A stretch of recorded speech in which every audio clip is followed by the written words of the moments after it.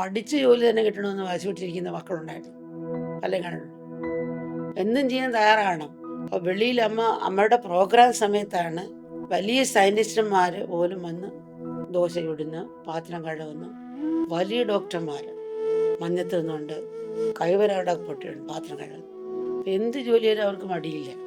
Paper കൊണ്ട് കൊടുക്കാൻ പോകുന്നു, പൂന്തോട്ടത്തിൽ വെള്ളം ഒഴിക്കാൻ പോകുന്നു, അടുത്ത വീട്ടിലെ പട്ടികളുടെ മറ്റുള്ളവർ പോകുമ്പോഴുള്ള പട്ടികളെ നോക്കുന്നതിന്, കുട്ടികളെ നോക്കുന്നതിന് പൈസ കിട്ടും. പിന്നെ ശനി ഞായറും ഒരു ജോലിക്ക് പോകും, ഹോട്ടലൊക്കെ പോയി പാത്രം കഴുകി കൊടുക്കും, മുണ്ട് തേച്ച് കൊടുക്കും. അത് നമ്മുടെ രാജ്യത്തിൽ അത്ര കാണാറില്ല. ഇപ്പോൾ കുറച്ചൊരു മാറ്റം വരുന്നുണ്ടെങ്കിലും ആ ഒരു ഭാവം ഇവിടെ ഇല്ല, വരുന്നില്ല. അതുകൊണ്ട് ഉത്തരവാദിത്വ ബോധം നടത്തിയെടുക്കണം. നമ്മൾ അകത്തും പുറത്തും നല്ല ഉണരണം.